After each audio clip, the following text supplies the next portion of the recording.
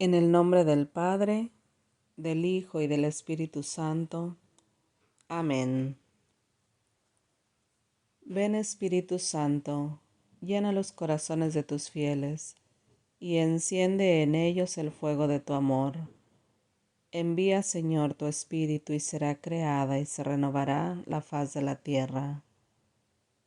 Espíritu Santo, ilumina nuestro entendimiento, para que al leer o estudiar la Sagrada Escritura, sintamos la presencia de Dios Padre que se manifiesta a través de tu palabra. Abre nuestro corazón para darnos cuenta del querer de Dios y la manera de hacerlo realidad en nuestras acciones de cada día. Instrúyenos en tus sendas, para que teniendo en cuenta tu palabra, seamos signo de tu presencia en el mundo. Amén.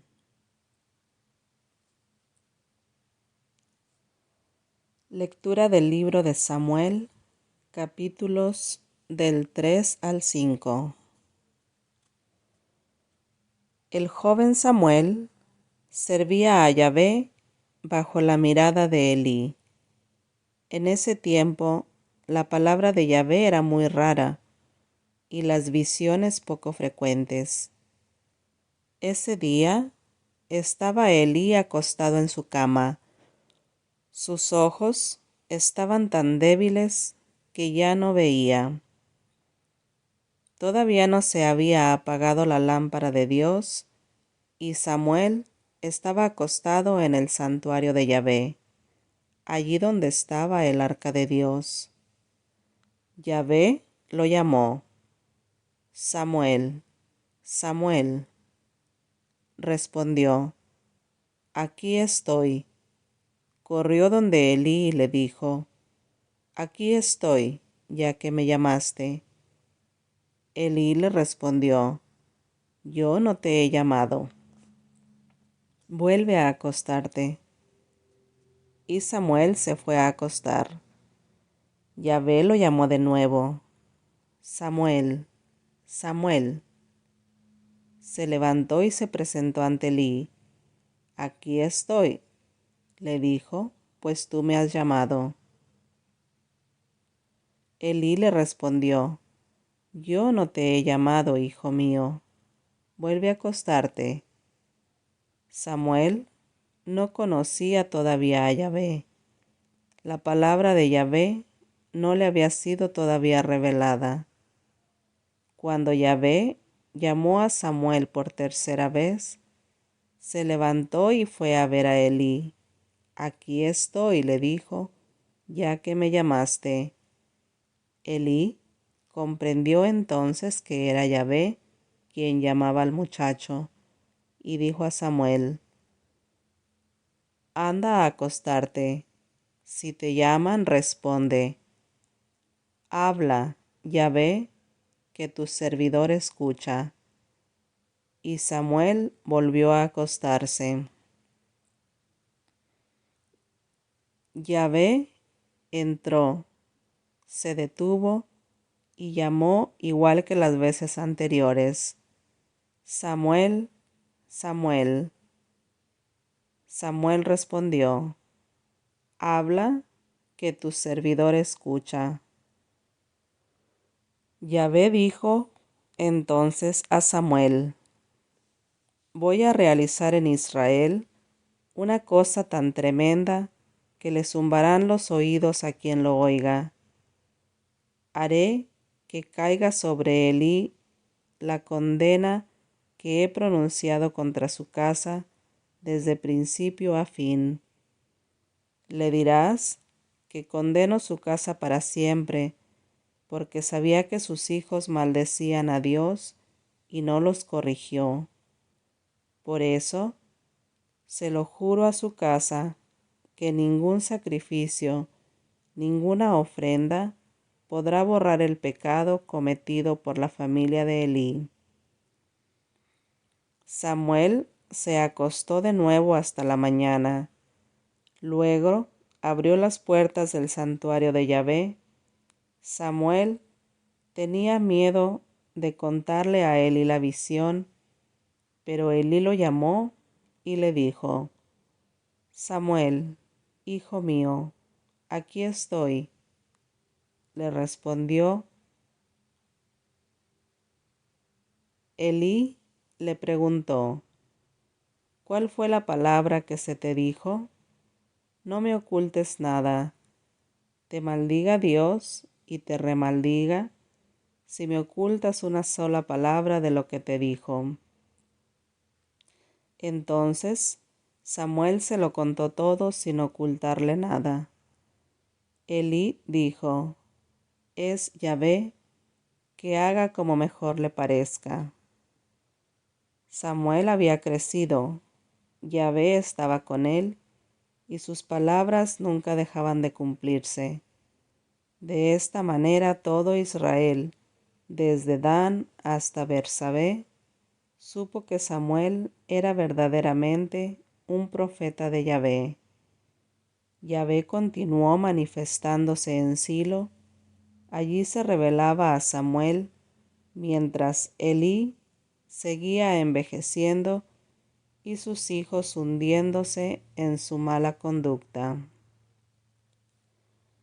En esos días, los filisteos se reunieron para atacar a Israel, y los israelitas salieron a su encuentro para enfrentarlos. Acamparon cerca de Ben-Jazer, mientras que los filisteos acampaban en Afec.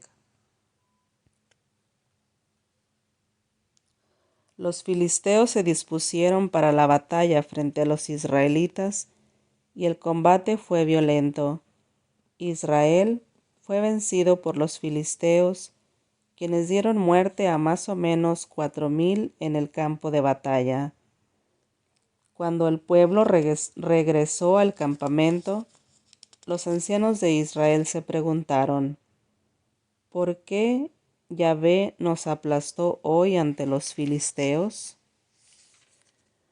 Vamos a Silo y traigamos el arca de Dios, que esté aquí con nosotros y que nos salve de nuestros enemigos. El pueblo mandó entonces a buscar a Silo el arca de Yahvé de los ejércitos, que se sienta sobre los querubines. Los dos hijos de Elí, Hofni y Finjas, la acompañaban. Cuando el arca de Yahvé entró en el campamento, todo Israel se puso a gritar haciendo temblar el suelo. Al oír esos gritos, los filisteos se dijeron, ¿qué significará esa inmensa aclamación en el campamento de los hebreos? Cuando supieron que el arca de Yahvé había llegado al campamento, los filisteos tuvieron miedo. Dios ha llegado a su campamento, dijeron. Ay de nosotros, porque hasta ahora nunca había ocurrido esto. Y de nosotros, ¿quién nos librará de la mano de esos dioses poderosos? ¿No fueron ellos los que castigaron a los egipcios con toda clase de plagas en los tiempos del desierto? Ánimo, filisteos, luchemos como hombres. No vayamos a someternos a esos hebreos como ellos se han sometido a nosotros hasta ahora. Seamos valientes y luchemos. Así los filisteos presentaron batalla. Los israelitas fueron derrotados. Cada cual huyó para su casa. Hubo una gran masacre y 30,000 combatientes cayeron de entre la fila de Israel. El arca de Dios cayó en manos enemigas, y los dos hijos de Elí, Hofni y Finjas, murieron. Un hombre de Benjamín escapó y llegó ese mismo día a Silo, con sus ropas destrozadas y la cabeza cubierta de polvo. Al llegar, Elí estaba sentado en su sillón muy cerca del camino, porque su corazón temblaba por el arca de Dios. Este hombre, pues, trajo la noticia al pueblo y surgió una gran lamentación. Cuando Elí la oyó, preguntó: ¿A qué se debe esa lamentación? El hombre corrió donde Elí para informarlo. Elí tenía entonces 98 años. Tenía la mirada fija, pero ya no veía. El mensajero dijo a Elí: Vengo del campamento de batalla. Hoy mismo huí de las líneas. Elí le preguntó: ¿Qué pasó, hijo mío? El mensajero respondió: Israel huyó ante los filisteos. Fue una terrible derrota para el pueblo. Tus 2 hijos murieron también, y el arca de Dios fue capturada. En cuanto mencionó el arca de Dios, Elí cayó de espaldas en su silla, atravesándose en la puerta. Se rompió la nuca y murió porque el anciano era pesado. Había juzgado a Israel durante 40 años. Su nuera, la mujer de Finjas, estaba embarazada y a punto de dar a luz. Al saber la captura del arca de Dios, la muerte de su suegro y de su marido, le vinieron los dolores. Se puso en cuclillas y dio a luz.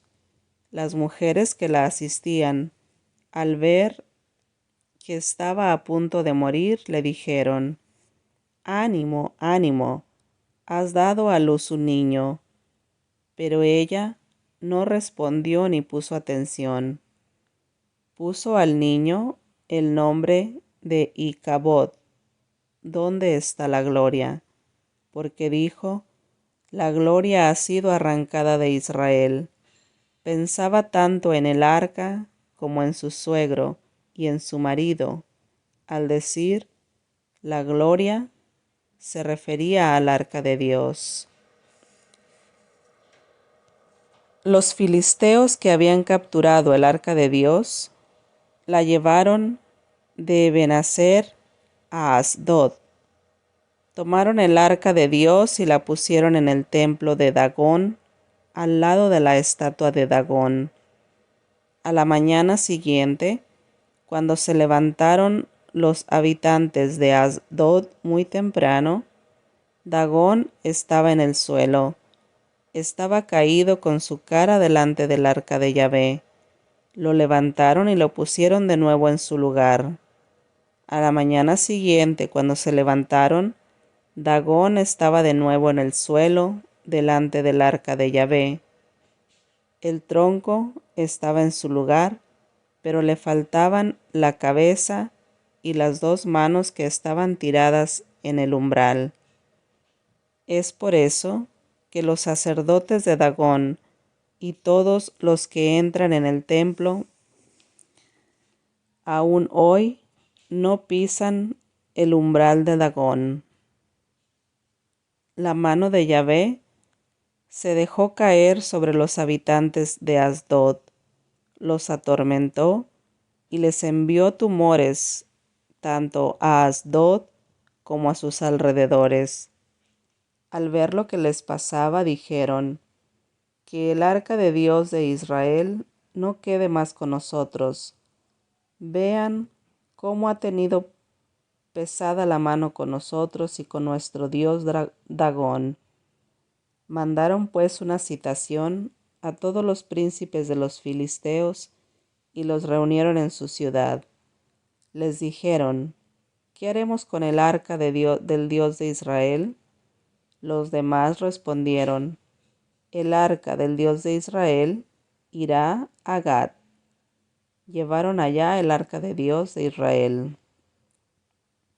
Pero apenas llegaron con ella, el peso de la mano de Dios se hizo sentir en la ciudad. Se produjo un gran pánico. Castigó a los habitantes, desde el más chico hasta el más grande, haciéndoles salir tumores. Enviaron entonces el arca de Dios a Ecrón. Pero cuando el arca de Dios llegó a Ecrón, los habitantes de la ciudad se pusieron a gritar: Nos han traído el arca del Dios de Israel para que perezcamos nosotros y nuestro pueblo. Se reunieron todos los príncipes de los filisteos. Devolvamos el arca de Dios a Israel. Dijeron, que vuelva al lugar de donde vino, porque si no, vamos a morir nosotros y nuestro pueblo.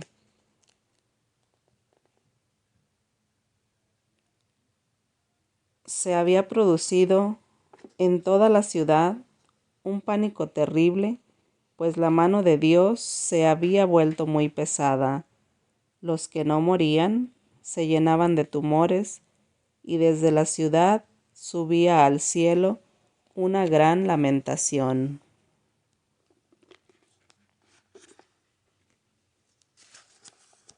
Palabra de Dios. Te alabamos, Señor.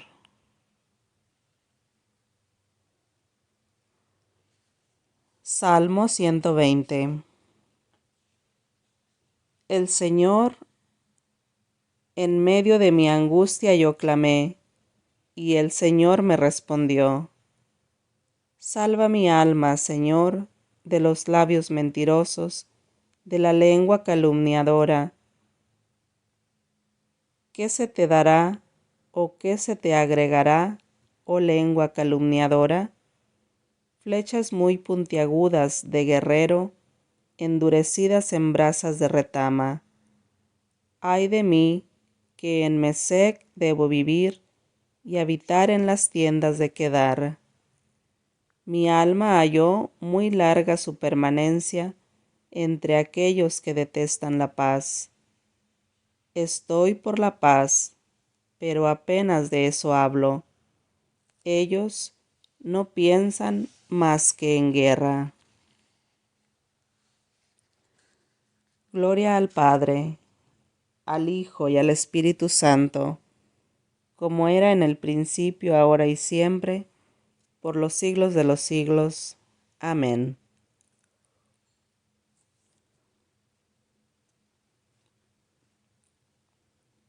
Lectura del libro de la Sabiduría, capítulos 9 y 10.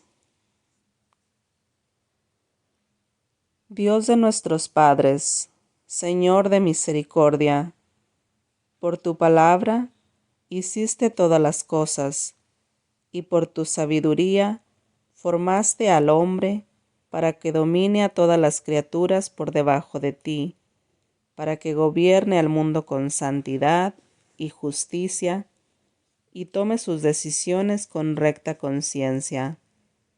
Dame pues la sabiduría que comparte tu trono, y no me excluyas del número de tus hijos.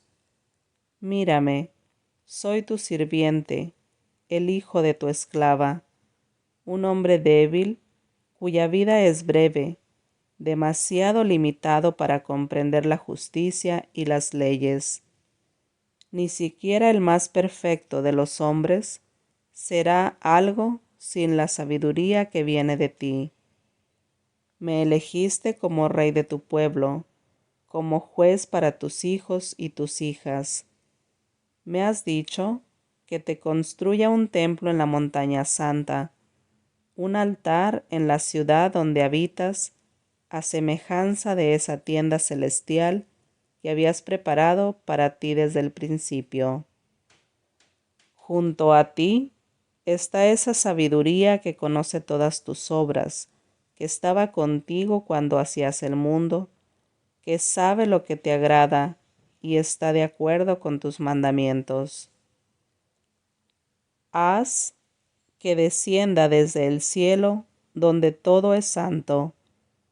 Envíala desde tu trono glorioso, para que esté a mi lado en mis trabajos y sepa lo que te gusta. Porque ella todo lo conoce y lo comprende. Ella me guiará con prudencia en todo lo que haga, y su majestad me protegerá. Entonces te serán agradables mis obras, gobernaré a tu pueblo con justicia, y seré digno del trono de mi Padre. ¿Quién en realidad, podría conocer la voluntad del Señor? ¿Quién se apasionará por lo que quiere el Señor? La razón humana avanza tímidamente. Nuestras reflexiones no son seguras, porque un cuerpo perecible pesa enormemente sobre el alma, y nuestra cáscara de arcilla paraliza al espíritu que está siempre en vela. Si nos cuesta conocer las cosas terrestres y descubrir lo que está al alcance de la mano, ¿quién podrá comprender lo que está en los cielos? ¿Y quién podrá conocer tus intenciones si tú no les has dado primero la sabiduría o no le has enviado de lo alto tu Espíritu Santo? Así fue como los habitantes de la tierra pudieron conseguir su conducta. Al saber lo que te agrada, fueron salvados por la sabiduría. La sabiduría protegió al Padre del mundo, a ese primer hombre que fue formado por Dios y que fue creado como único. Lo levantó de su caída y le dio la fuerza para que dominara a todas las cosas. El hombre se alejó de ella, arrastrado por su propio furor, se hizo malo hasta matar a su hermano y se perdió junto con su arrebato. Pero cuando por culpa de él las aguas inundaron la tierra, la sabiduría lo salvó una vez más. Ella guiaba su barca. Más tarde, los pueblos se juntaron para hacer el mal y la discordia se instaló en medio de ellos. La sabiduría reconoció entonces a otros justos, lo mantuvo irreprochable delante de Dios y le dio la fuerza para sobreponerse a la ternura por su Hijo. Ella también libró al justo en su huida, cuando bajaba al fuego sobre las 5 ciudades para aniquilarlas, y aún hasta ahora permanece un testigo de su perversidad, una tierra árida y siempre humeante, arbustos cuyos frutos no maduran, una columna de sal en recuerdo de la que no creyó. Los que se apartaron del camino de la sabiduría no solo fueron castigados, perdiendo su felicidad, sino que sus ruinas estaban allí como un recuerdo para todos los vivos, para que sus pecados no sean nunca olvidados. En cambio, la sabiduría libró de sus problemas a los que la servían. Condujo por caminos seguros al justo que huía de la cólera de su hermano. Le mostró el reino de Dios y le permitió que conociera a los santos ángeles. Hizo que tuviera éxito en sus trabajos y que fructificaran sus esfuerzos. Lo defendió contra la avaricia de sus amos y lo hizo muy rico. Lo guardó de sus enemigos y lo protegió de los que le tendían trampas. Le dio la victoria en un rudo combate para hacerle entender que la piedad es más poderosa que cualquier otra cosa. La sabiduría no abandonó al justo cuando lo vendieron, lo preservó del pecado, descendió con él al pozo y no lo dejó solo en la prisión. Muy por el contrario, le confió el poder en el reino y le dio autoridad sobre los que lo habían perseguido. Hizo que quedara al descubierto la mentira de sus calumniadores y le consiguió una gloria que no pasará. La sabiduría arrancó al pueblo santo, a la raza irreprochable, de manos de la nación opresora. Entró en el alma de un servidor del Señor para hacer frente a reyes temibles por medio de señales y prodigios.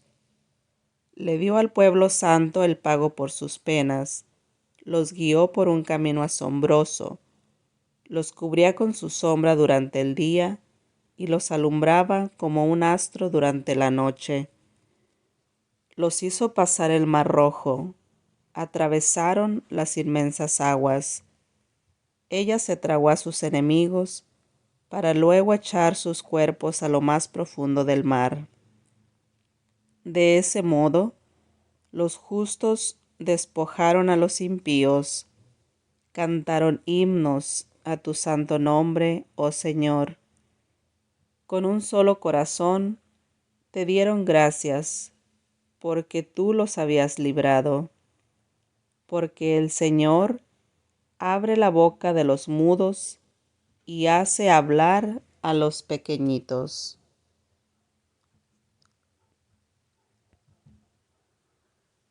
Palabra de Dios. Te alabamos, Señor. Qué dulce al paladar es